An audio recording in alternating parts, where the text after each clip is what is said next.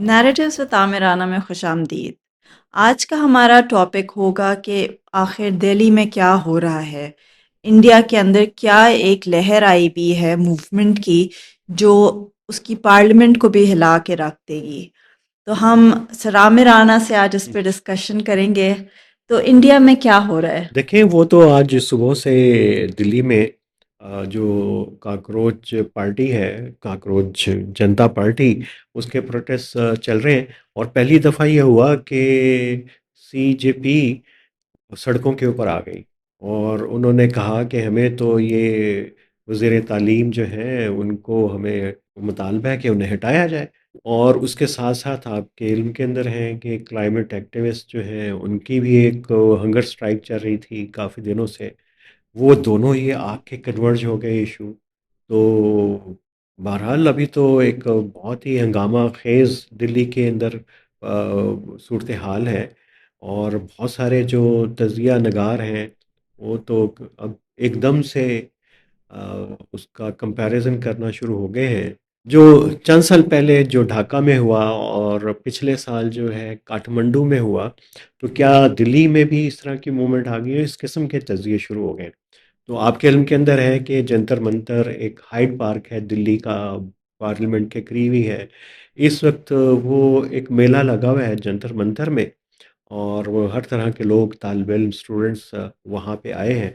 और ऐसे लग रहा है कि एक बहुत बड़े कोई इनकलाब की तैयारी हो रही है। जंतर मंतर वैसे दिल्ली का ये पहली दफ़ा तो नहीं देख रहा, इस तरह की मूवमेंट्स कई देखी हैं। लेकिन एक दोबारा से एक एनर्जी जो प्रोटेस्टर्स के अंदर है वो बड़ी अ, हैरान कुन है। इंडिया के कॉन्टेक्स्ट के अंदर देखें तो मेरा ख्याल है कि बड़ी इम्पोर्टेंट डेवलपमेंट हुई है। आखिर ये पार्टी है क्या, और ये बनी कैसे, और अब इसके मुतालबात क्या हैं? ये तो आप पिछले कुछ हफ्तों से देख रहे होंगे। ये तो 1-2 माह से मई में जब ये पार्टी सामने आई।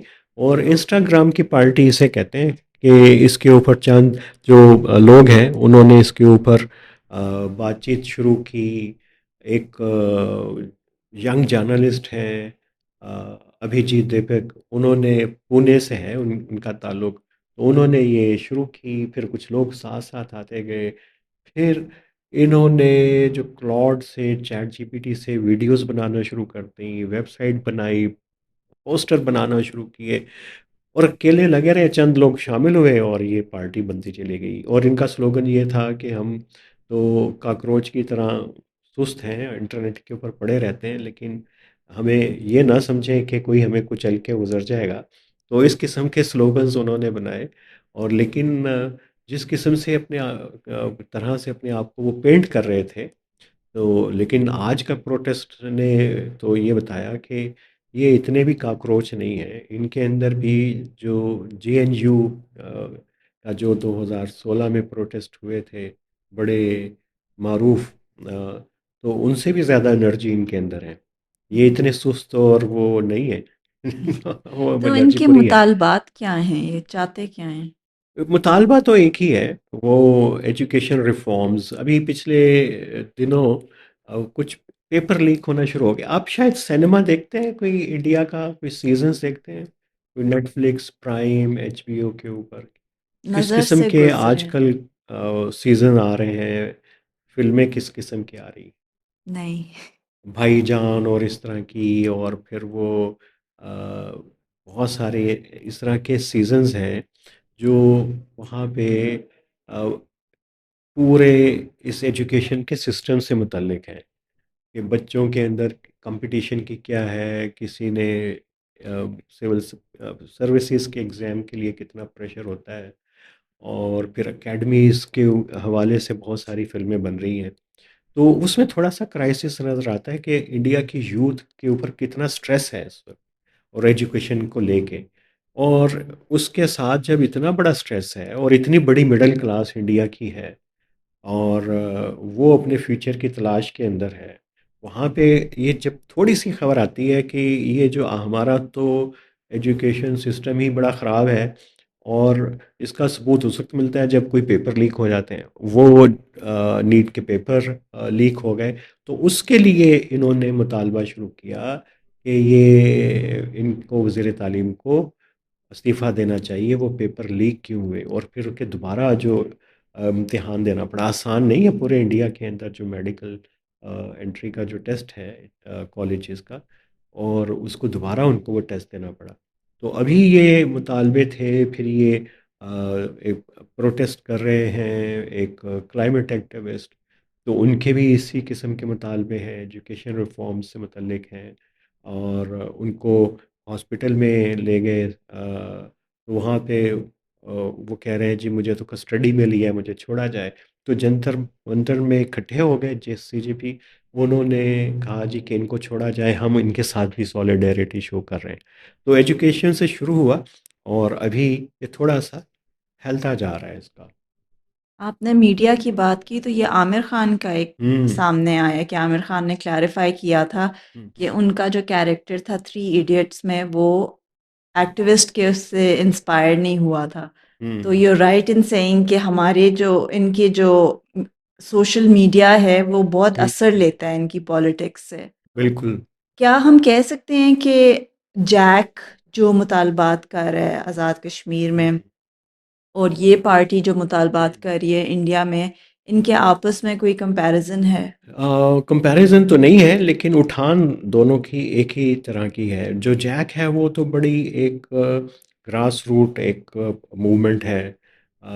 वो भी एंटी एस्टैब्लिशमेंट हो गई है। वो पहले एंटी पावर एलीट बनी, और उससे पहले वो एक सिविल मूवमेंट थी। उसके 3 फेजेज़ हैं जैक के। अब तो कालादम गवर्नमेंट ने कर दिया है। अभी पिछले दिनों से एक कंट्रोवर्सी भी चल रही है कि हमारे कोई 40 से ज़्यादा लोग मारे गए, और जैक ने शायद इसी वजह से अपना जो प्रोटेस्ट था मुज़फ़्फ़राबाद की तरफ, उसको मुलतवी किया है कुछ दिनों के लिए। तो वो एक पूरी एक सिविल राइट की, इकोनॉमिक राइट की एक मूवमेंट है, जिसमें बेबुनियादी तो ताजिर हैं, कोई टीचर है, कोई स्टूडेंट्स हैं, कोई पॉलिटिकल एक्टिविस्ट है, कोई वकील है, उन सब ने इसमें कंट्रीब्यूट किया। लेकिन ये जो सीजेपी है इंडिया की, ये ऑनलाइन एक पार्टी है पहली। तो जैसे उधर स्टूडेंट्स की पार्टी बनी, मूवमेंट बनी, पार्टी तो बाद में बनी बांग्लादेश में। तो उसी तरह की एक ऑनलाइन शुरू हुई। उनके भी बड़े दिलचस्प प्रोटेस्ट होते थे जब स्टूडेंट्स की मूवमेंट हसीना वाजिद के ख़िलाफ़ चल रही थी। और उनके कुछ चीज़ें, जब मैं गया था बांग्लादेश उसके फ़ौरन बाद, तो मैं तो वॉल चॉकिंग और जो जिस किस्म की स्लोगन्स उनके थे, और फिर जिस किस्म के उन्होंने पूरी एक एक्सप्रेशन दिया हुआ था पिक्टोरियल, वो अजीब-व-गरीब था। तो बड़ा हैरानकुन था। वो इसमें कंपैरिज़न है उसके साथ। अ, और जो नेपाल में हुआ, वो भी स्टूडेंट्स की मूवमेंट नहीं थी, वो एंटी एस्टैब्लिशमेंट मूवमेंट, उसका कंपैरिज़न जैक के साथ हो सकता है। शुरू नौजवानों ने की, लेकिन उसमें पूरी सोसाइटी हो गई, तो जो जॉइंट अवामी एक्शन कमेटी है उसका बनता है। लेकिन बांग्लादेश में जो हुआ, वो कॉकरोच पार्टी के साथ उसका कंपैरिजन ज़्यादा बनता है।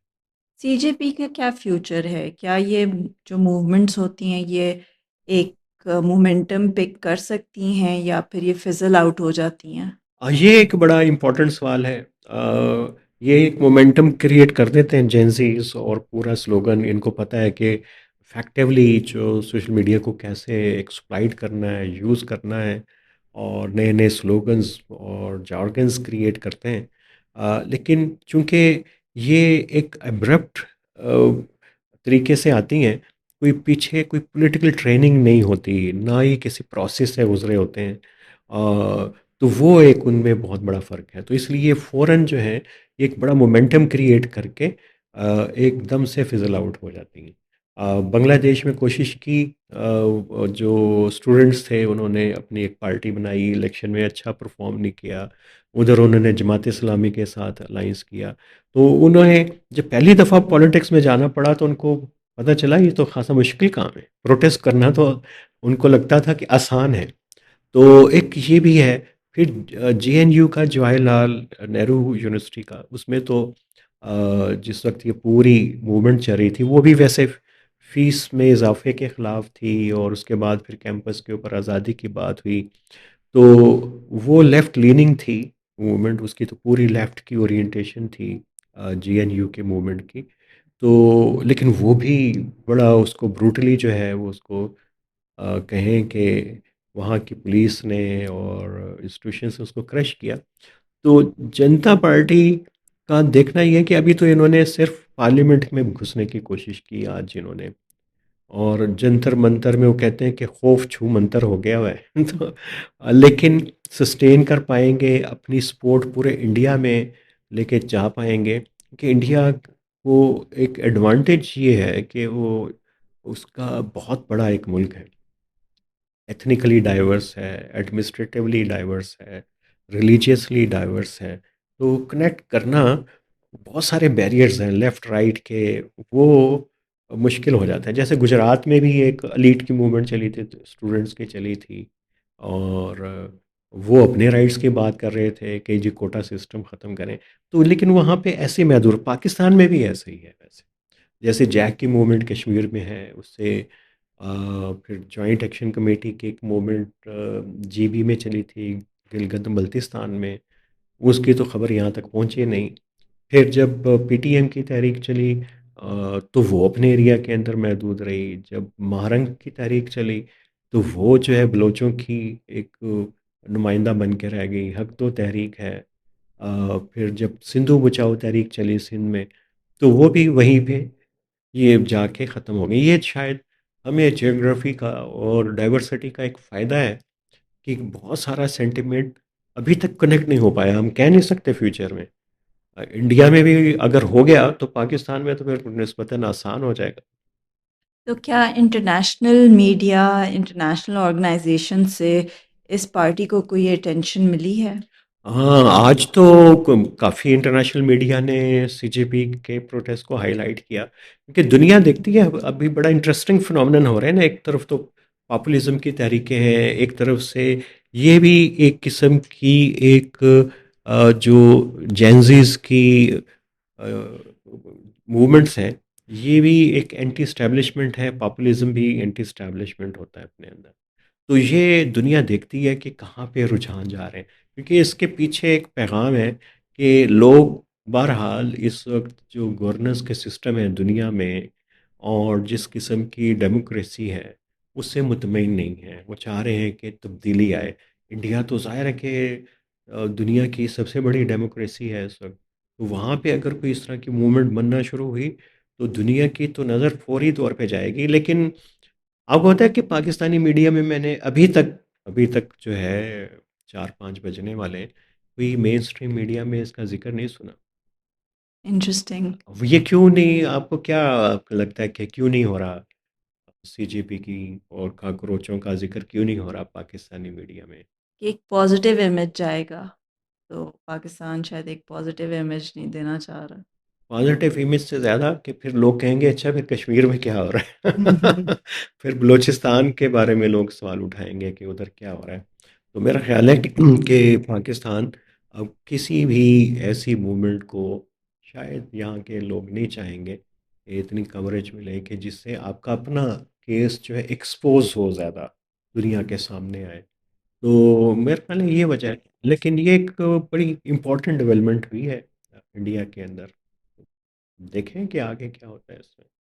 चले हम देखेंगे कि सीजेपी का आगे क्या बनता है, और इस नोट पे हम अपना पॉडकास्ट रैप करते हैं, और अगले पॉडकास्ट तक अल्लाह हाफ़िज़।